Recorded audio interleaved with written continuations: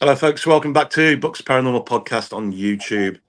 Today, we're joined with, I hope to say the name right, Ryan Cavaline, Yep. filmmaker, director, and Nikki Carlson, who is an actress.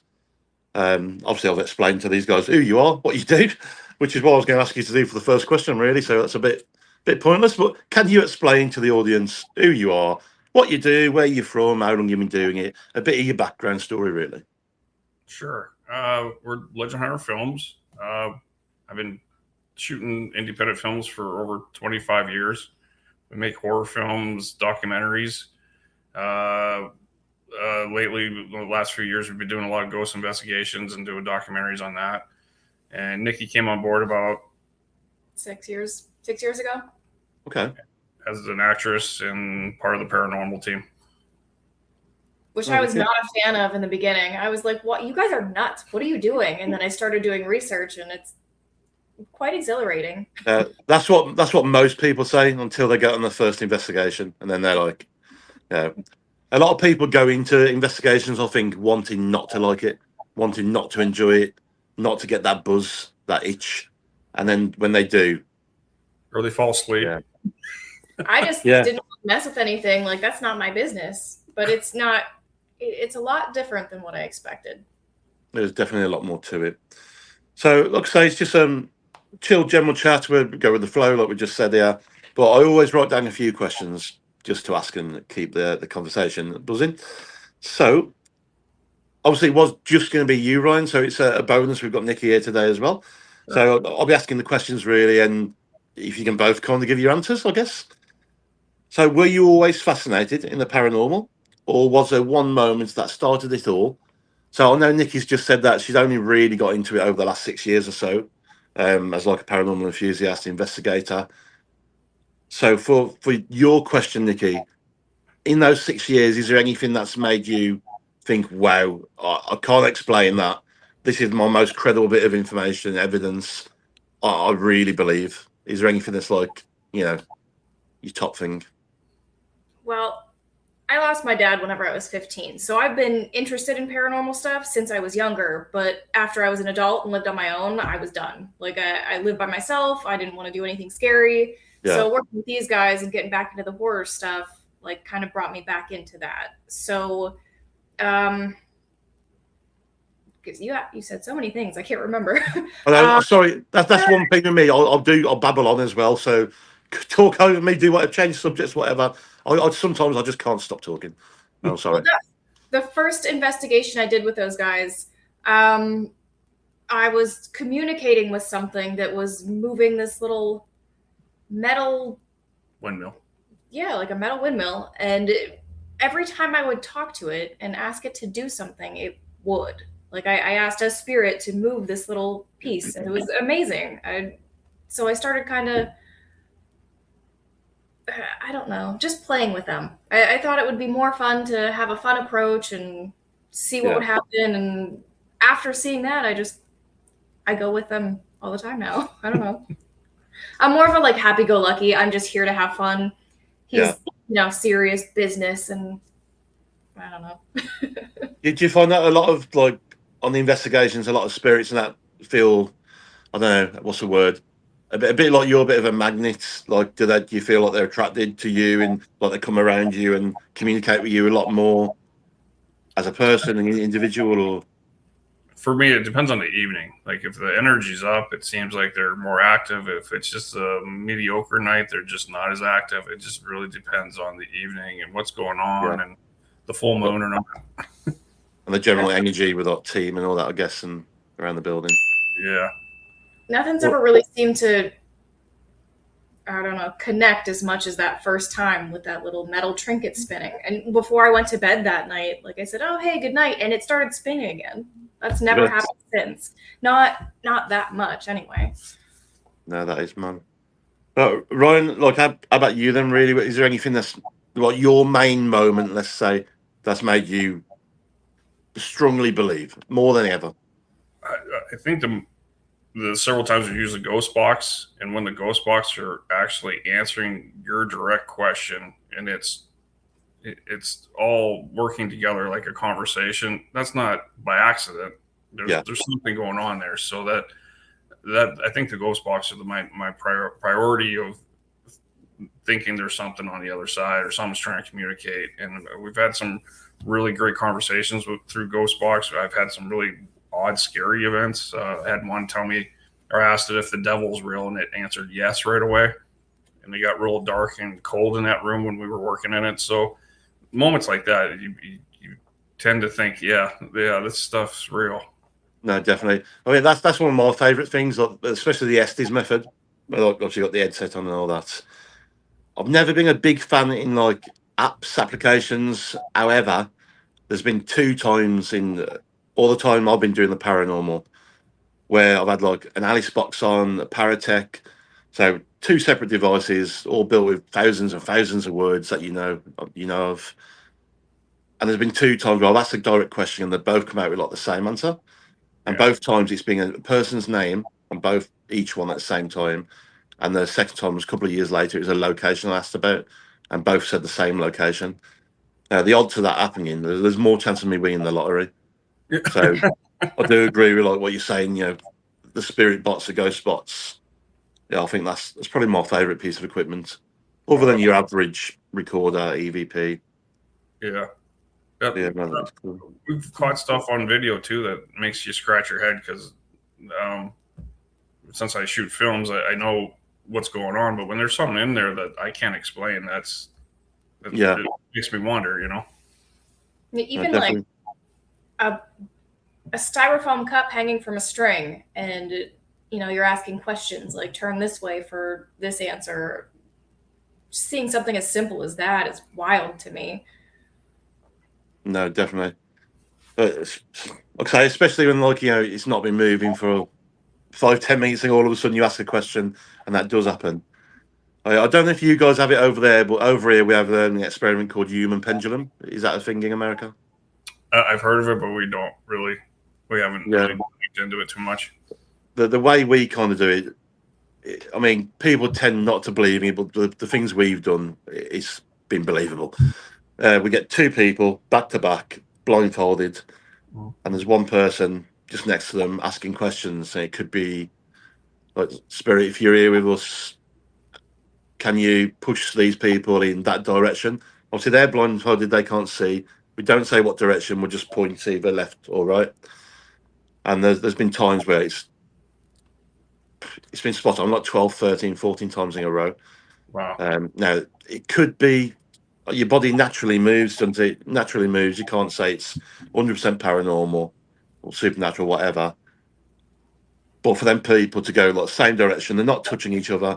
They can't see which way we're pointing or anything like that. Yeah, there's just some things that you really can't explain. That's very spooky. But have you had like any experiences growing up that's made you believe there was something more, like that's something has more than a normal explanation? Like from a child, I mean, obviously, Nikki, you said you've got into it recently, the last few years. But how about you, Ryan? Did you feel this way like when you was younger, a teenager? Did you have experiences with spirits or? I was always into it just because of the horror movies back then, like the Amityville and the Exorcist, and like back when I was growing up, it was just ghost hunting and experiences were just not talked about as much. But I had experiences at an aunt's house in Erie with lights turning on and off, and it scared the shit out of me as a kid, but also fascinated by it. So yeah, of course, over the years, you're just fascinated by that world. Once you're part of it, you never leave. Yeah, no, you can't unsee things. Yeah. Even if you didn't see the things, you can't unsee that. No. But if I'm talking too fast, by the way, tell me. It's just where I'm from, my accent, I automatically speak really fast. So please tell me if I am. You're good. You're good. Okay, a couple more questions I wrote down.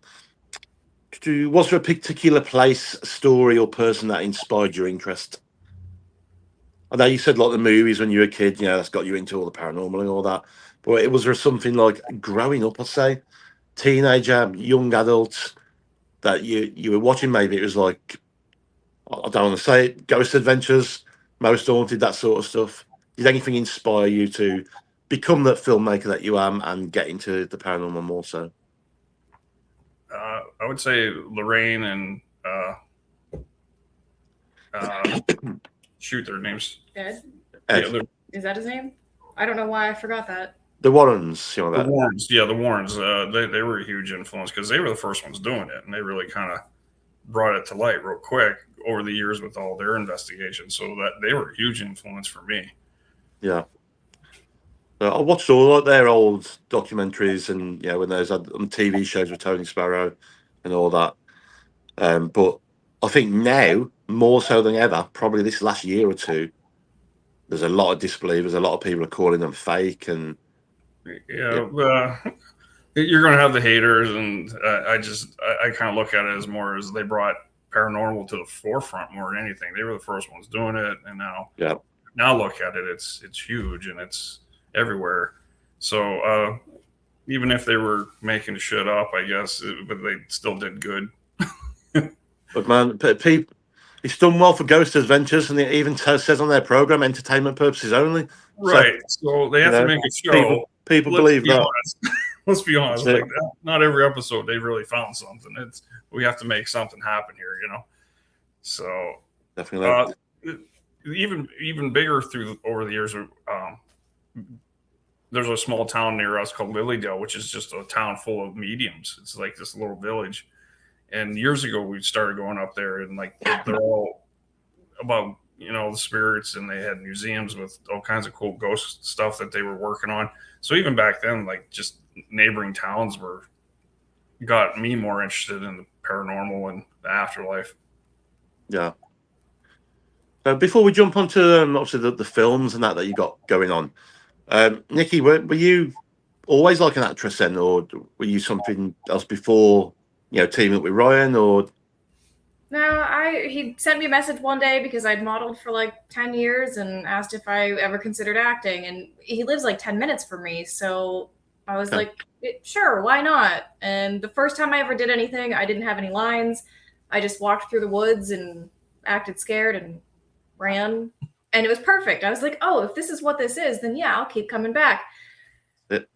Then he gave me lines and all kinds of stuff. And when we started doing the paranormal stuff, that was what, 3 years in for me. So, and I kind of like that better because there are no lines to remember. You just go, you record. People can say really funny things at any time, and it's not scripted. No pressure. I mean, one thing, I've spoke to a few people that have done independent movies and wrote books and all that. And that one thing that seems to be very common with a lot of them, they say when they're filming these films, obviously you've got the script, you know what you got to do and all that to make the movie. But every one of them has said something true or something spooky or something has happened that shouldn't have happened. Like maybe seen something that wasn't there, or am I making sense? Has anything like that happened to you? Like, have you ever seen something like paranormal which you didn't plan to be there whilst filming something, I guess? For me, no, because my brain's going 100 miles an hour in every direction, so I don't even pay attention. I don't know about you, but it, like something's happened when it wasn't meant to. Yeah, kind of like what's that? What's the old famous photo? Is it the Amityville Horror when that ghost kid was caught in the door at the top? Oh, the stairs. What about something like that? Have you ever spotted anything that, like, shit, that shouldn't be there? But we were in Greystone Manor in New York, and he had 2 cameras going, and he set one down and like picked it back up later, and he didn't notice this until after, like, he was going back through footage and editing. This black thing, there were like 2 dots that like came together and like moved down from a chair. Yeah. That was not something we could explain. And another girl who was on the team, her name's Brooke, her and I went back to the same place 2 weeks later, and I set up a camera in the same room and didn't get anything, but it was like a different time of day. But that was interesting. We didn't expect that.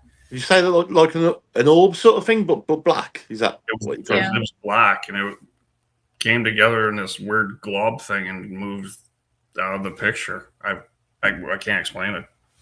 I thought it was a glitch, camera glitch. I went through, I even asked some other friends, other filmmakers. I'm like, do you have any idea what this is? Was it a camera thing? And they're like, we have no idea what you got. That is strange. Yeah. So moving on to your films that you've made, Ryan, and I'll ask you what they were in that before. Just because how busy I have, I've really not had a chance to watch anything. I did check on Tubi. That's one channel I have got, Tubi. But then I saw you. I read your message back, and it's not actually on there yet, is it? So Tubi's a beautiful thing, isn't it? I don't know. I've got that. Is it American? It's an American thing, isn't it? Tubi. Oh yeah. We love Tubi over here because it's free and it's got all the weird old horror stuff on her. Oh, so is it supposed? It's supposed to be free. Yeah. I hope you're not paying for it. No, see, I'll pay for everything, Amazon, Netflix, and all that. And all of a sudden, Tubi popped up. I was like, wow, I've got all this for free. What's going on? Beautiful. It is pretty good. But yeah, anyway, jumping back into it. So, Haunted America, it's a documentary, right? Yes. Is that okay? So, what inspired you to make Haunted America? I had just finished making a Bigfoot film, and we're doing this was back in 2013. We were doing these ghost investigations. I'm like, we should actually film these, and I could put something together and make a documentary. Well, it took me that many years to finish Haunted America. It was almost over 10 years of just filming. I will drop the images just below here when it does come out as well, so people can see. Yeah, so it was just years of just kind of just collecting video and stories and what have you. And finally, we just released it this year. But a couple of years ago, we made another documentary called The Exorcism Prayer, which was, I had more problems with that movie than I did Haunted America. Like when they say when you're filming that stuff, be careful. You're dealing with, things you can't explain. Well, Haunted America was smooth sailing. The Exorcism Prayer was the worst film I've ever had to put together. I was doing interviews with priests that had stories about exorcisms and demonic things. And once we started filming that, there was nothing but problems. Like, it was the worst experience ever. I had things going on in my house. I had a few of us got really sick and had health issues. And the film was like putting the film together. Like, that was the worst experience ever. So don't mess with the demons, but the ghosts are okay. Yeah. Well, I never watched the original Exorcist, but apparently didn't the same sort of thing happen during that film? Like, everyone was getting bad, people were dying, and things were going wrong and all sorts. Yeah. Well, one of the priests told me, he's like, it's very important what you're doing, but be very careful because they don't want you talking about them. And we were in a church actually doing an interview with the priest, and he was telling us this one story. And I went through almost 6 batteries while he was telling me that one story. Every time I put a new battery in it, the meter would just like drain right out. And when he finished the story, everything was fine. And I said, we're in a church. And he said, they don't care. No. And like to this day, I get chills about some of the things that went on while we made that film. I was just going to say to you, have they said anything to you that's made, like shocked you? The priests about the exorcists and all that. Most of them they're like 5 exorcisms they've done. Like, and I figured interviewing priests, they're not going to lie to me and tell me make believe stories. You would think, but some of their stories were very incredible. Like they was straight out of a Hollywood movie. Some of them, like the voices, the levitations being thrown. It was very incredible. The stories they tell me. Man. Well, yeah. I don't know what the priests are like in America, but over here they're pretty dodgy, so I wouldn't put it past them around here. But, well, I find that sort of stuff really intriguing. Look, I've never watched the original Exorcist film, but I have seen like who's in the latest one, the Pope's Exorcist. That's pretty good. That's pretty good. You have to watch the original Exorcist, though. You just have to just do it once. I want to. I think I'll be disappointed though, because you always hear everyone say about how scary it was back then, and it petrified everyone. It's something about those movies from the 70s that were just, I don't know, they're just the Amityville, The Exorcist, those films for some reason. I don't know if it was the film stock back then, just the gritty feel. So whereabouts are you guys from then? Like, what's like your closest main city that I'd know? Pittsburgh, maybe. We're 2.5 hours north of Pittsburgh. Yeah, Pennsylvania. Yeah.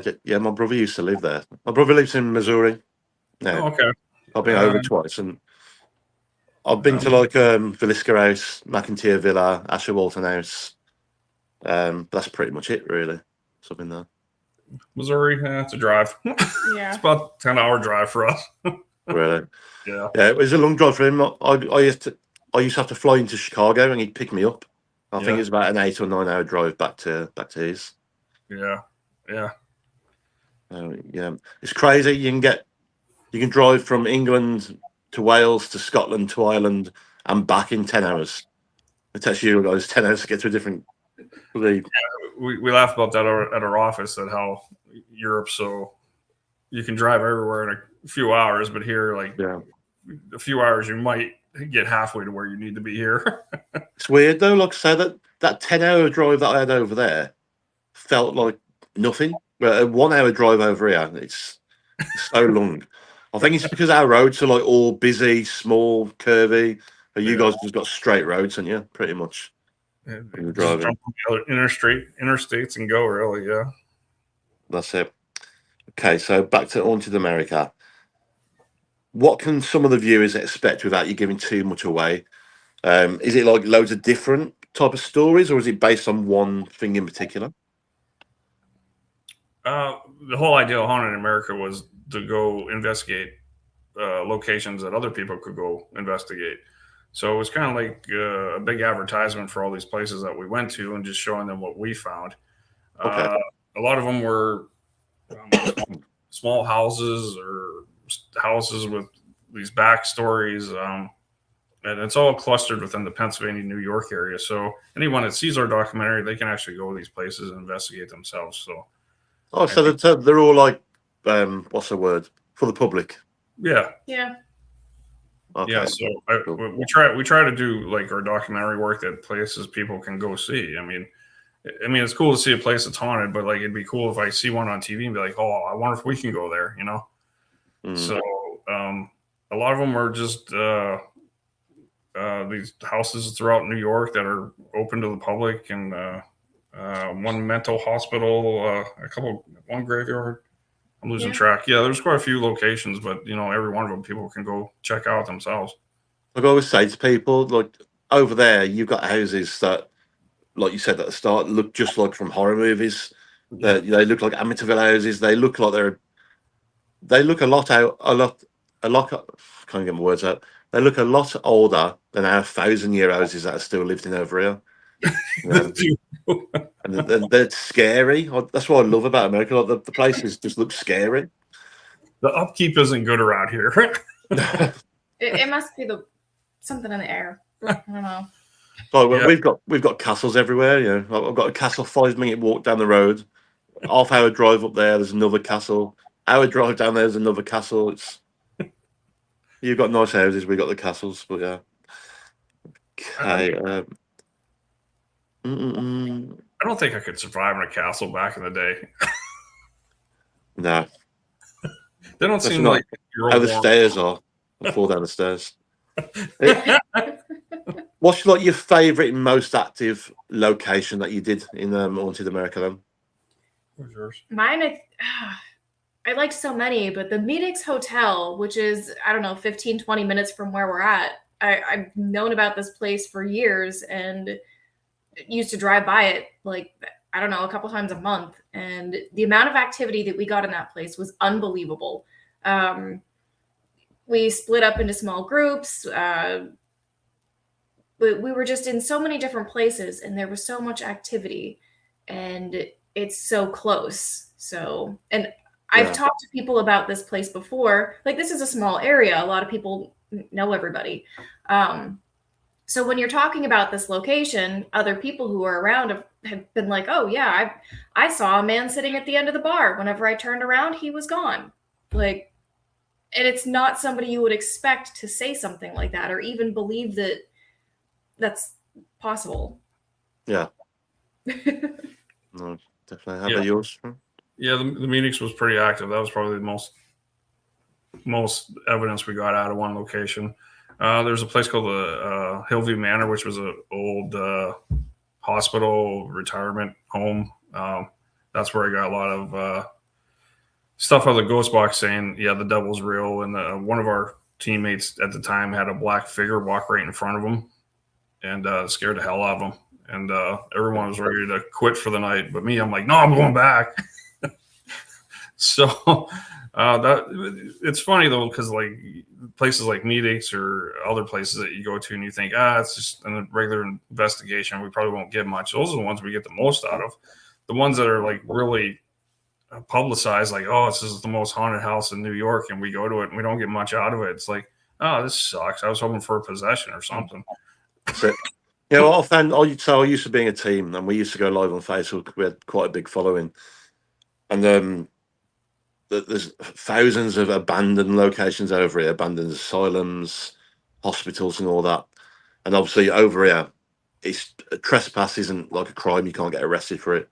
So civil trespass. So they'll tell you off and they'll make you leave, but you can't get in trouble. So there's so many urban explorers over this side. I've totally lost trail of thought what I was saying now. Yeah, that's the worst part over here. If you better have permission, because they'll call the cops right away, and you have to explain to them what you're doing, and then they're like, just get out of here. Well, it's someone's property, ain't it? So are they're allowed to protect it, aren't they? I don't know. They think you're going to steal something, I guess. I don't know. Yeah. It's an old abandoned house. What are we going to some form of liability they don't want to deal with if somebody were to get hurt or something. Right. No, so it's pretty cool around there. Look, you've got to watch the security guards. A lot of them like to act tough, and they will start fighting. Sure. Asylums we got, and the hospitals. It's mental. And when you dig deep and find out, like, these asylums that, that they're active for hundreds of years, and the things that happen there, or the bodies that are buried all around the grounds that just shouldn't be there. There's so much to tell you. It's a totally different story. We'll speak about that another time. It's sad, Some of these places, especially these hospitals, so many people died in them, and like there was just another day there. They'd wheel them out and dump them somewhere. That's what I was going back to, like the priest thing earlier on, and I just mentioned to you. It's all coming out now. It's like all the old nunneries and all that, all the things that happen there, and especially in like Ireland, and if you dig into that sort of stuff, you'll get what I mean. Oh yeah, some nasty stuff from back in the day. Mm-hmm. There's probably a lot of stuff happening now. 10, 20, 50 years from now, we're going to hear 100%. And the more money people make, the more it's going to get covered up. Oh yeah, easily. The richer people get richer, and we stay poor. Yeah. Okay, so I brought a few things. What's the biggest challenge you've had or you've faced making a paranormal documentary? So you said it's took you like years, was it, to make Haunted America? What's been your biggest challenge as a filmmaker? With Haunted America, we would film a location or two, and it was kind of like my side project, because I'm usually shooting a horror movie, and it was always like, when we have time, we'd work on Haunted America. But I think the hardest stuff is like if you go to a location and you get absolutely nothing out of it. And you're like, well, we just spent the whole night here and we got nothing to make a story on, nothing to happen. And I'm not going to fake it either. I don't want to be like ghost. That's how investigations should be, though. 9 times out of 10, you shouldn't get nothing. Yeah. So that's the hardest part, because we just spent money to do this, and then we have nothing. We got to wait till the next one to hopefully get something. Because like I said, I don't want my documentaries to be like, well, we were here and I had to make this happen to show you this, and it's just bullshit. That's just not cool. Yeah, no, definitely. You said you make like horror films and all that on the side as well. What's like your biggest film or documentary you've made to date? Would you say they're the best one, the one that's done the most, like the one that's done well the most, if that makes sense? The ones that have probably sold the most and were the best were the Mountain Devil. I have 3 Mountain Devil movies. They're all kind of mockumentaries about Bigfoot. Okay. Those have done really well for me as far as financially. As far as probably the most popular films would be like Guts on the Chainsaw and Myths and Mutants, which is kind of like a mythology of like folklore stories up here in the Pennsylvania area that we kind of twist into these narrative horror movies. So it's kind of part folklore with a little bit of fake movie magic, I guess. No, okay. But those are the ones that usually do well. For the people that are interested as well, where can we watch them again? Oh, you can watch them all streaming on our favorite channel, Tubi.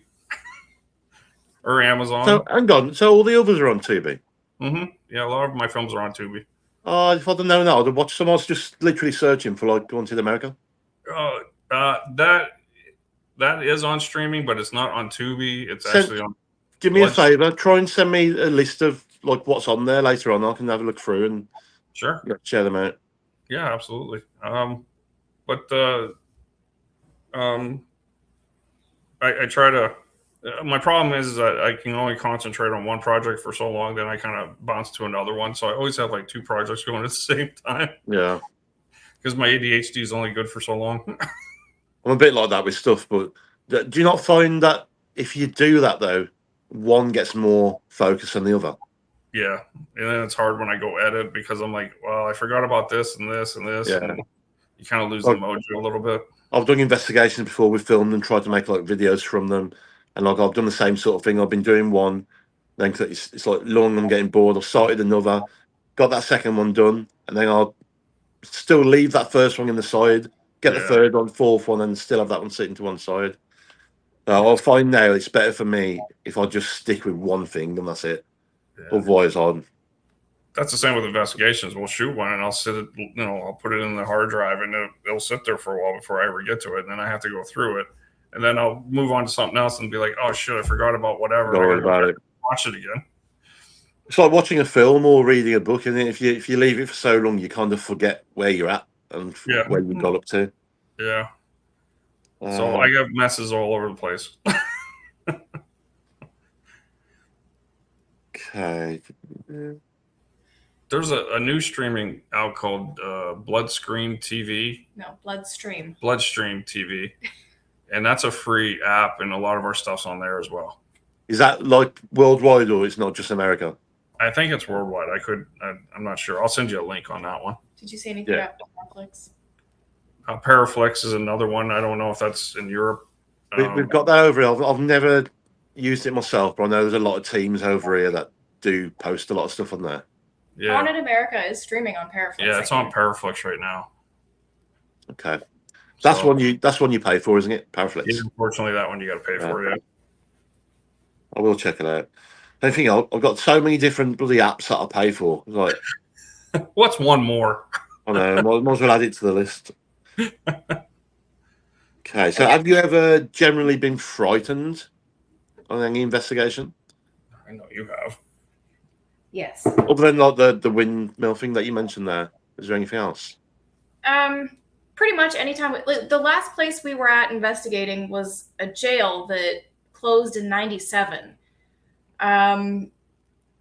Just being in there, we were there maybe 2 months ago, and there was a paranormal festival going on. So I got to see the layout, and I didn't think I would be scared going back there. Like I felt more confident going back, and they didn't have any lights on while we were investigating. So I had to do a lot of tricking myself to make sure I wasn't scared. If you're scared, if you're operating out of fear, that lowers your vibration and you can't connect as well. So yeah, I had to keep reminding myself, this is a fun thing we're doing here. And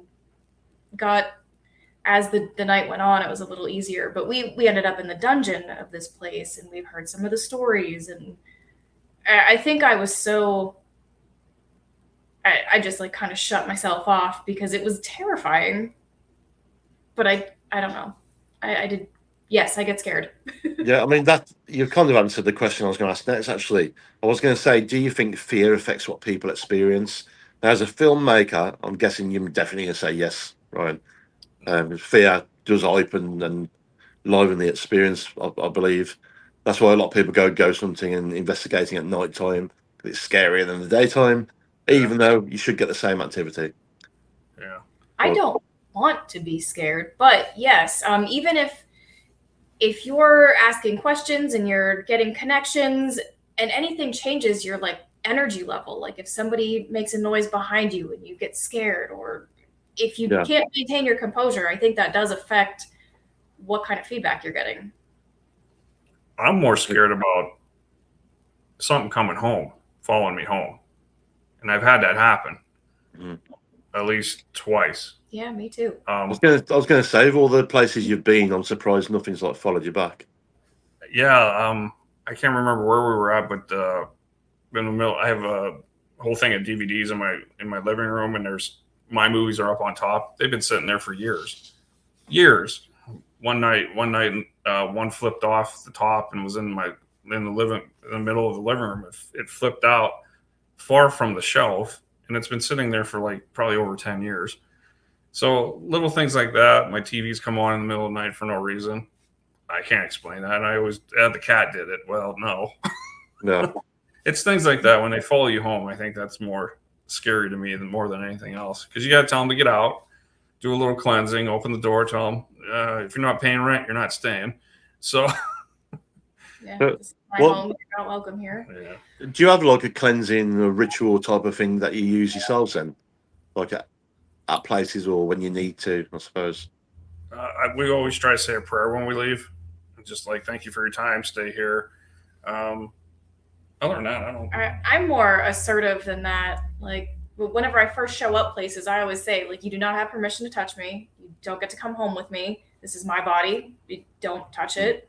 But the last place we went to, something did just very lightly brush up against me. So I asked the box, like, is there somebody here touching me? And like, we got a name. And at the end of the night, the people who ran the place were comparing the things that we've had go on to what they had go on. And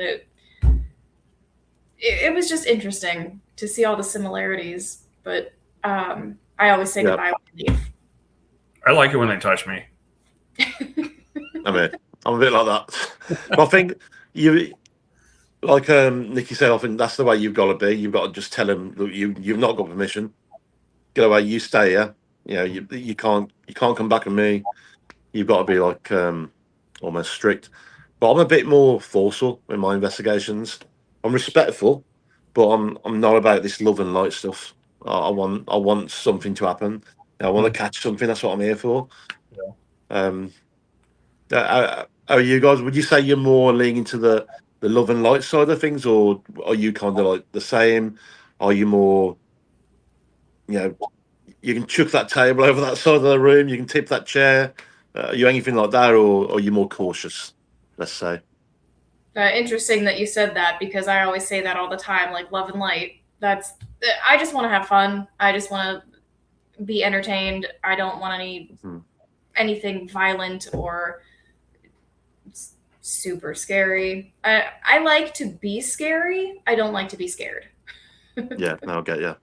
With the horror thing, you know. I think it's kind of both for me. Like, I'll be forceful about, get out of here. Like, only because of the experiences we had with the exorcism for how bad stuff was, energy and what have you here at my home. Is I had a demonologist actually send me blessed metals, and she's like, start sticking them above your doors and windows to keep them out.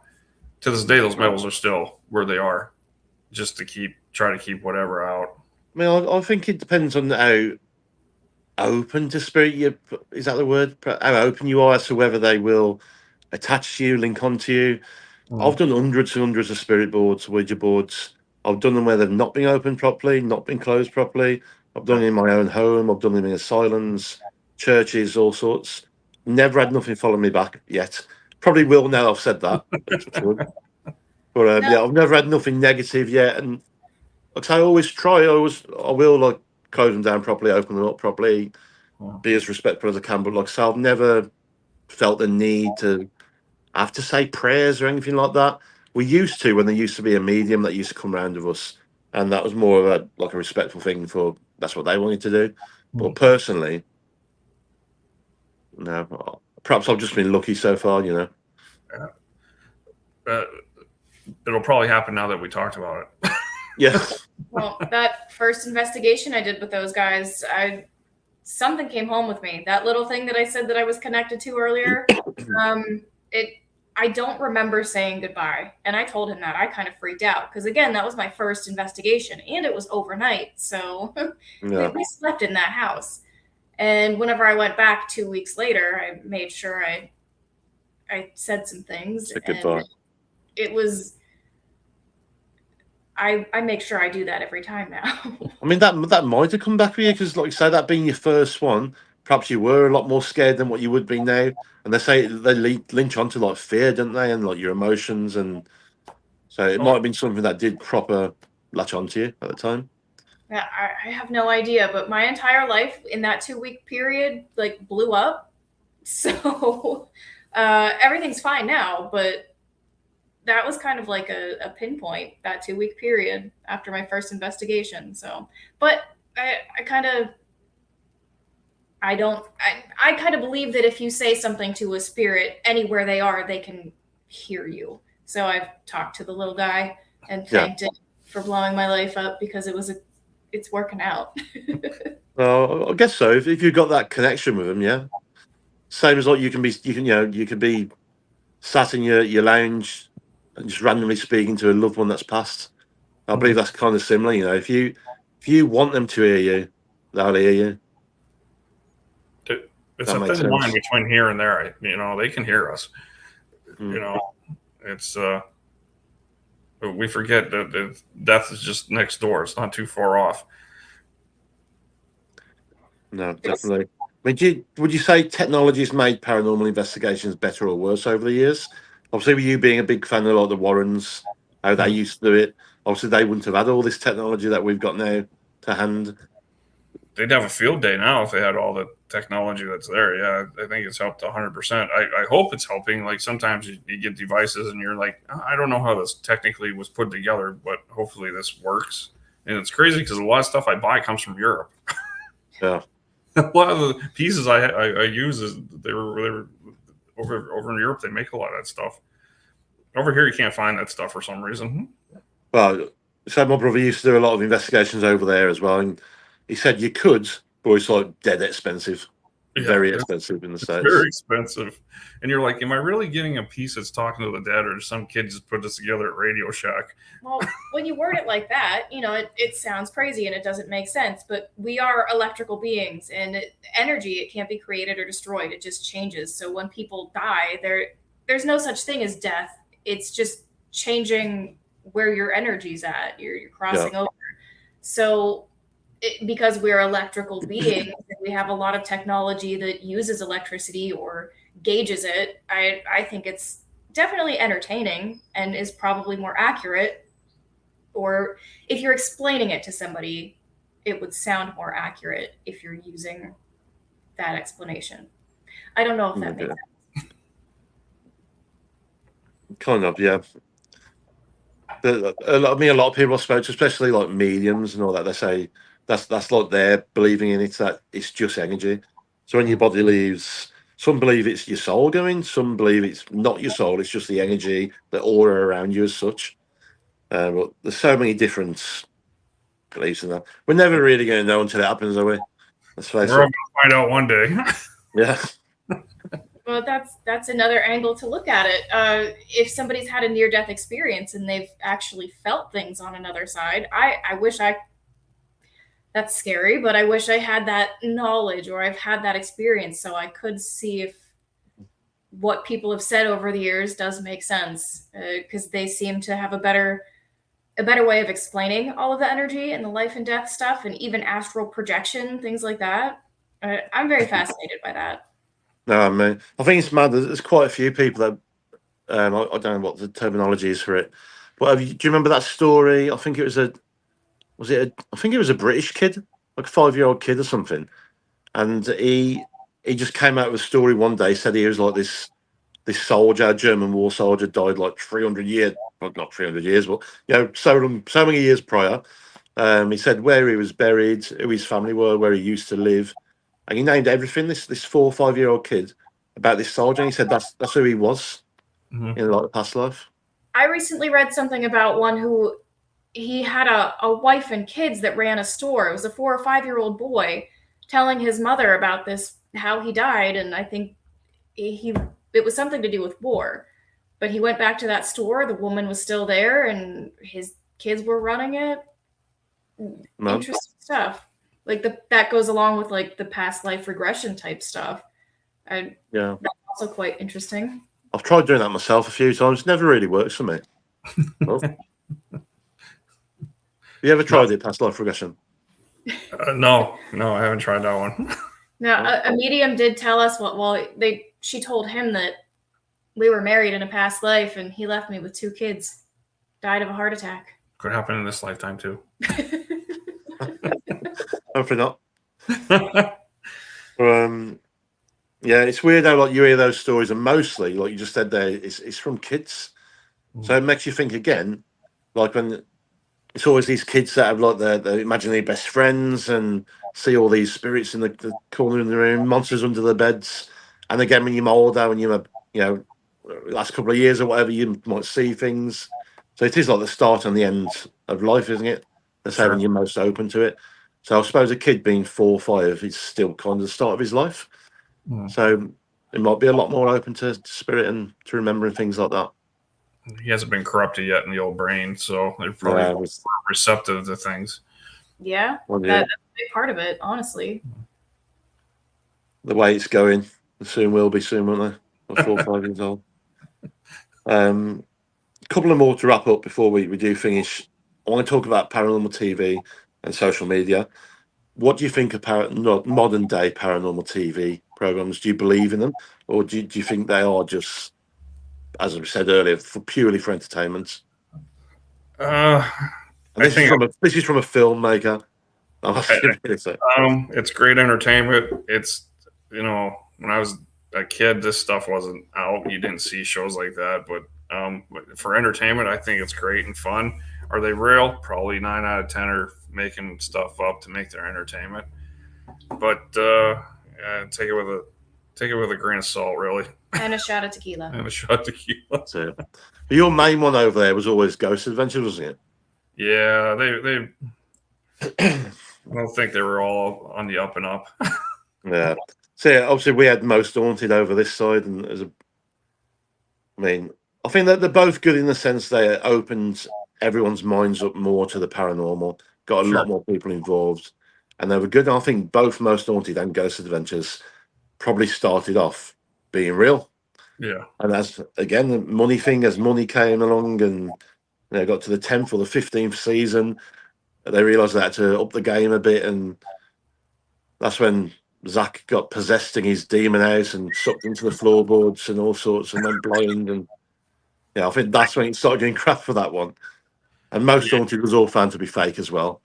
They said Derek Acora, who's obviously dead now, the main medium, he had like an earpiece in his ear, so people were telling him the stories behind it. So you never know what to believe, really, do you? There was a lot of other programs that were over here, and like the people that were involved in it, and their lives are not well right now. So it makes me wonder if all that time they were messing with that stuff, did something come back and get them mentally or physically? And so I actually did a pilot show for a TV show. It was for Lost Gold and what have you. And I was talking to the producers. I'm like, so is every reality show just made up? And he's like, yeah.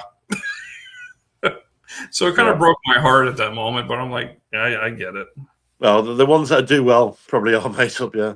Yeah, so, but then again, it puts it out in the forefront and makes people more aware, which is great. No, definitely.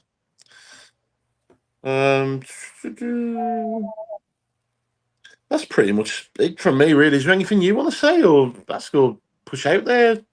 Any more films or anything coming out soon? Anything in the pipeline? Yes. Currently, we're working on a horror anthology film called 13 Steps to Hell.